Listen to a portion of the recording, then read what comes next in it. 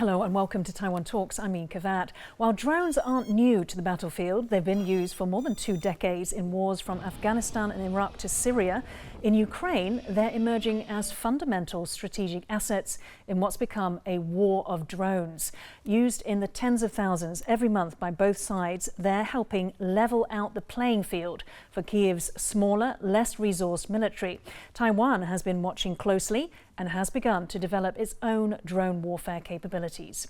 What you can see here is Taiwan's latest drone purchase, an American MQ-9B SkyGuardian drone. The first 2 will be delivered in 2026 and another 2 in 2027. Joining us to discuss this are Alexander Huang, Council on Strategic Wargaming Studies Chairman and former Taiwan Mainland Affairs Deputy Minister, and also Germart Nalari, Institute of National Defense and Strategic Research visiting researcher and retired US Air Force Foreign Area Officer specializing in irregular warfare and missile defense. A very warm welcome to both of you on the show. But first, what are drones? They are any unmanned, remote or AI-controlled vehicle that can fly in the air or move on the sea's surface or underwater. In today's show, we're going to focus on aerial drones. Aerial drones range in size from the very large, similar to small passenger planes, to the very small that fit in your hand. The larger, the more expensive, and they can be divided into roughly 2 categories: drones for surveillance and intelligence, and those for attack, which can either drop explosives and fly away, or kamikaze drones that simply barrel into the target and detonate along with it. Germart, come to you first. So back to the SkyGuardians that Taiwan has on order. Why order these? Well, what they're going to do is going to provide a air picture and a maritime picture around Taiwan at a high altitude, and so this will give Taiwan a wonderful picture of the area. So it's the intelligence and surveillance type of drone? Yes, but this same drone can be used to carry air-to-air and air-to-surface missiles and bombs. So it can be armed as well. And so it could be used to, for example, take out aircraft that are approaching Taiwan's mainland. Okay. Alex? Yes, I agree with that. But primarily, specifically, I think the MQ-9 can help Taiwan at least on 2 accounts. The first one is the weaker point or relatively blind spot of our surveillance and our radar, which means that it can fit in for the area that our sensors are weaker, and it provides a longer surveillance time, so we can have better monitor all the kinds of threat from different area. The secondly is the MQ-9 can help us to deal with, at least understand, acknowledge the so-called gray zone threat, because we had been, especially our combat pilot have been exhausted by the Chinese incursions, and I think sometimes if we can have MQ-9, then we can maintain a longer surveillance capability. We can better identify the possible threat, and that would help Taiwan to preserve a better warfighting capability with unmanned vehicles. Okay, so for use during peacetime, for grey zone warfare as well as in wartime. Germart, how about the electronic warfare aspect to this drone? So it can also jam and confuse weapon systems that are going to be used against it. So or drones, other drones? Other drones, and also other aircraft, other missiles that are coming at it, or other friendly forces. So it can be used to prevent the adversary from seeing or targeting friendly weapon systems. Okay. Now, Russia launched a major missile and drone attack across Ukraine early on March 24th, targeting critical infrastructure and leaving thousands without heating, according to local government. 8 regions in the center, north, south and west of Ukraine were targeted, according to Ukraine's Air Force, in the large-scale attack. Ukraine intercepted 18 of the 29 cruise missiles fired by Russia and 25 of the 28 Shahed drones. Alex, there is a drone revolution going on in Ukraine. Tell me, what can Taiwan learn from this? Number one is that when you have only partial aerial superiority or you have lost your air superiority, the drones can help the defense side to have a better counterweight or countermeasures against that. I think in Ukraine, we first learned that the importance of maintaining a relatively low cost, but still functioning, area surveillance and also attack capability. We watch closely not only because of the control of the air or understand better surveillance and reconnaissance, but also that how to use modern technology, especially in drone warfare, to serve and defend Taiwan. We have just talked about, their jamming capability. I think for Taiwan, especially for this attack that you have just mentioned, not necessarily by MQ-9, such a big drone, but smaller drones with certain equipment on board and with a swarming technology probably can help us to defend the critical infrastructure as well. Guillemot, I mean, that point is very valid. It is actually Ukraine where the drones have become smaller, is that not right? And they have become more DIY. I mean, in the case of Ukraine, they're accepting any kind of UAV, whether it's a personal level or even a bigger level. But I want to add a few more comments to what Alex has said. One is that the MQ-9 that U.S. is selling Taiwan has the ability to carry a Sparrowhawk, which is a smaller UAV, which can be used, again, for the same purpose that it's used for. It can be sent down to check out something and come back to the UAV like its own little baby, let's say. The other thing I would also point out is that Japan is also buying the same aircraft. And so according to press reports, the air picture that the MQ-9s are going to be building is going to be shared with Japan, Taiwan, and the US. And so this is very important development in terms of getting a comprehensive air picture and also using it for targeting if necessary. And so does the use of drones allow these countries to do that at a cheaper cost, to basically increase the intelligence, surveillance, the picture that we're getting? Yeah, I think the real, what we are talking about is how to elevate the jointness in the command control or even C4ISR to create a common operation picture that can be shared among friends and allies. And so everybody understand what's going on in real time, and that's very important. But how do drones do it that's different to how we did it before? Well, for example, Taiwan has E2Ks, which are command and control manned aircraft, and they have radar on it, and they get an air picture, sea picture, a maritime picture. So instead of having a manned aircraft, the MQ-9 can do it without people, and as Alex mentioned, longer endurance.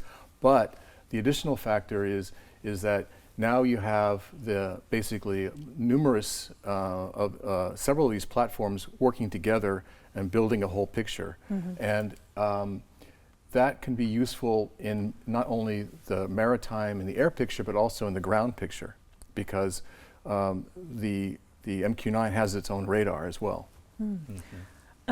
Alex, you mentioned, as well as what Guillemot said, you mentioned in Ukraine drone swarms. Tell us what that is and how does it work? Well, swarm tactics basically involves many drones that working together. It's like a harmonious link or network of drones. For commercial side, you can see that in special event or celebration, you see that drones can, in the night sky, that they can form different pictures and signals.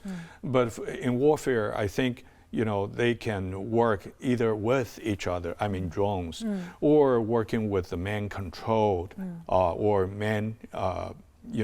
manned flying vehicles. Which sounds like what Russia did. There were drones as well as working together, and they have the ability to follow their own paths. They can adjust their course of flying.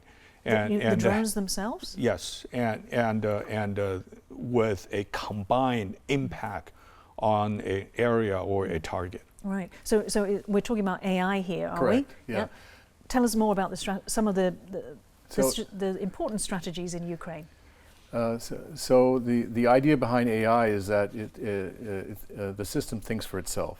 And the best example I can give you, although it's not a drone flying in the sky, but it is an artificial intelligence system, is Iron Dome, the Israeli system that shoots down missiles. And in that case, it's what they call man on the loop. And so what the system does is it targets incoming missiles automatically and will fire the missiles. And if the operator wants to stop or change the priority, he can. So in the same way, a drone, you can set the targeting information. It will fly there using different paths of its own decision-making process. And what the swarm concept will do is overwhelm the defenses. And so if you have so many of these drones coming at the target, they can't shoot them all down, and therefore the target's taken out. And was that the strategy on October 7th when Hamas attacked Israel? Yes, yes, it was. Right. So it's interesting, isn't it, how this, again, under-resourced Hamas, probably we couldn't even call them a military, but they were able to outsmart, high-tech, far advanced Israeli military. Yeah, that's correct. Unfortunately, the way that they did it was through deception, a lot of deception, and also using simple tech to counter high tech. And I don't know if... Yeah, it's, of course, drone can be a magic, weapon for a army or a force that lack of resources, the low-tech systems that confronting the high-tech systems, drone play a textbook type of Let's talk experience. Alex, talk a little bit about why it's low-tech, because what we're talking about seems to be quite high-tech. But tell me about the low-tech. MQ-9 is super high-tech. Right. But there are smaller drones that for a smaller unit. So maybe costing a few hundred US dollars? They are cheaper, they are low-tech, and with a smaller area of functioning. But they can protect, defend, or attack, a unit. And those are the, examples that we found that in Ukraine. The issue is that if we want to apply that to Taiwan, that means the confronting forces needs to be close to each other when it works. When I talk about these kind of low-tech, drones. So the example in Israel where Hamas used a couple $100 UAV that was controlled by a human, and it brought it to a automatic firing system on top of a pillar, and they just dropped a hand grenade on top of it and ruined it from being functional. So that's an example of a low tech against a high tech. Right. Yeah. And tell us, Gemon, how Israel has been trying to counter that efforts from Hamas. Well, one of the ways that they're countering it is just removing the threat.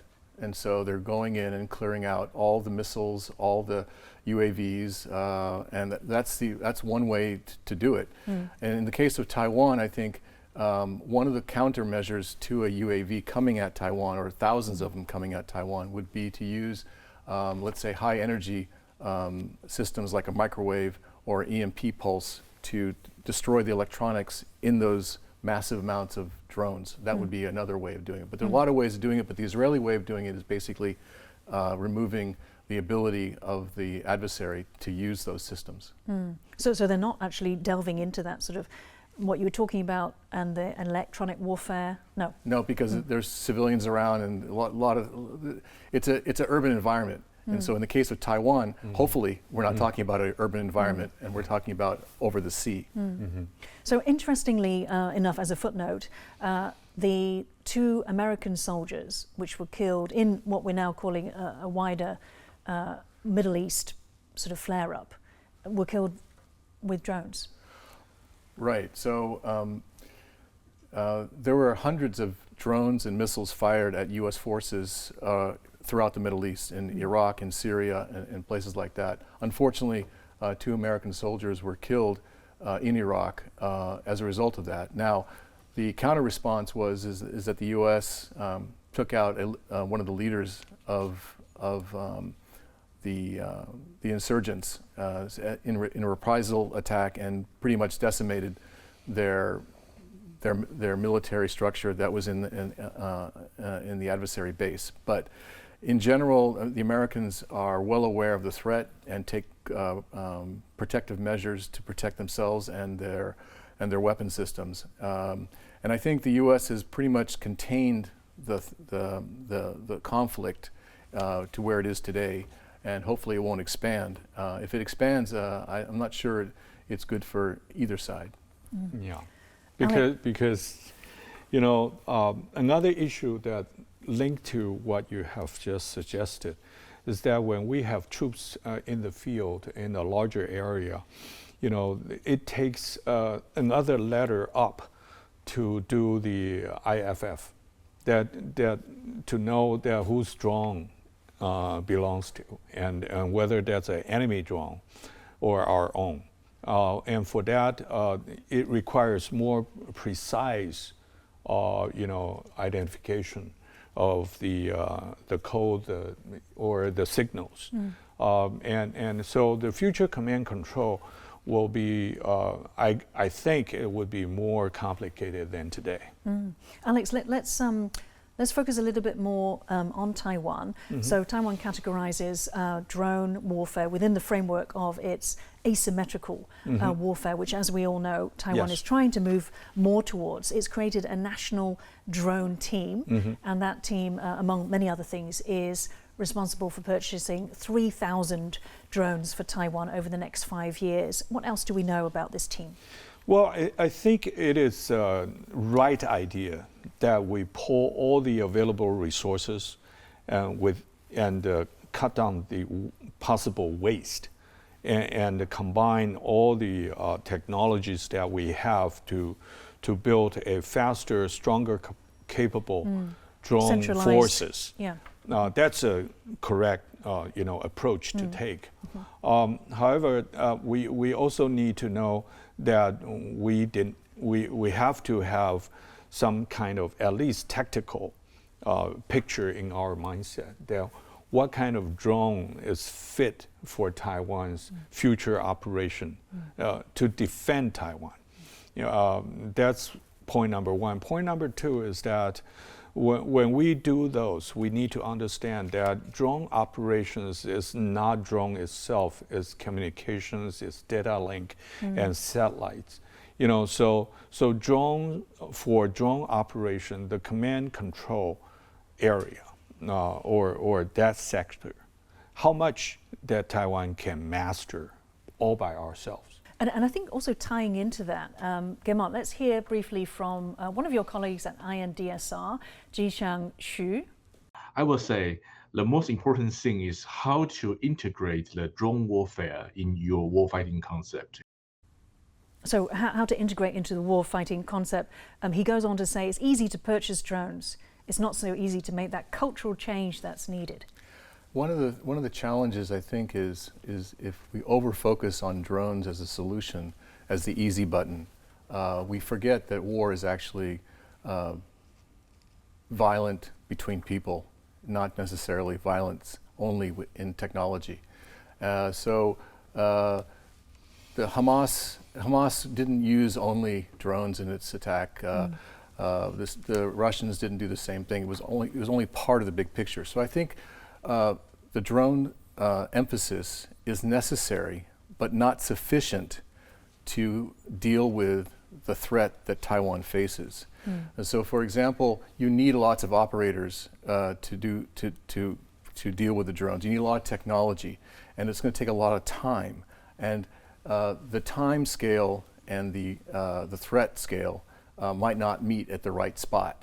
And so, if you're not ready for the threat because you're still building up your forces, then you're in a bad situation. And then if forces, God forbid, land on Taiwan, then the use of drones is going to be a very different scenario than the war that would be fought out at sea. And so that's a completely different kind of techniques, tactics, and procedures.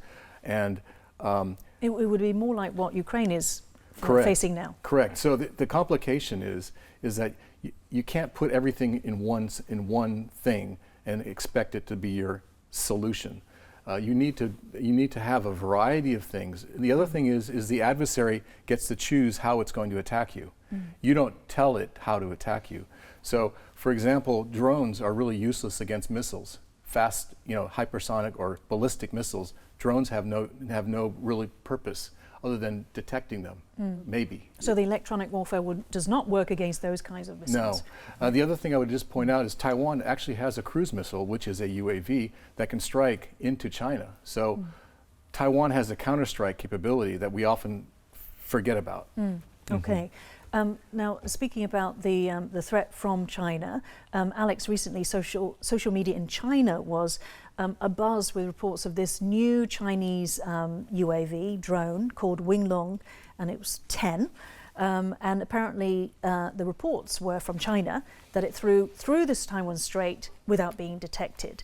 Now, of course, we don't know whether that actually occurred. They claim that the Chinese drone is the state-of-the-art piece, and its technology is similar to MQ-9. But we don't have the specifications. We don't know details about the Chinese newest drone. Whether they had operated into Taiwan's airspace without detection. Well, I cannot really comment on those, and it could be a cognitive warfare, it could be a psyop, but I think we need to understand that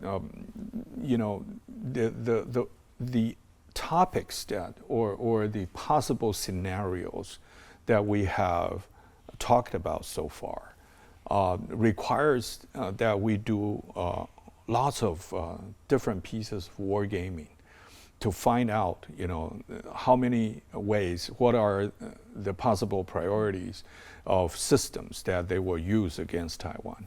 I do not believe that, China was, focusing on drone attack against Taiwan. Only. Let's now look at China in the drone market. It dominates the commercial drones market, holding a 70% share. It's also a major exporter of combat drones. So let's have a look at this. Exports of Chinese combat drones from the latest statistics available, 2008 to 2018. China sends 163 strike-capable drones to 13 countries, and the main buyers are UAE, Saudi Arabia, Egypt, and Pakistan. G-Man, this is interesting because China does not have combat experience or war experience with its drones. However, it's sending these drones to countries which maybe will be using them in or selling them on. So can you tell us what sort of information they can be gathering through this? I would just like to point out that, the statistic is kind of, in my opinion, a little distorted because although they might have 70% of the commercial market, the U.S. military itself has 11,000 drones. that's a lot of drones, and they're small and they're big, and there's a lot of them with combat experience.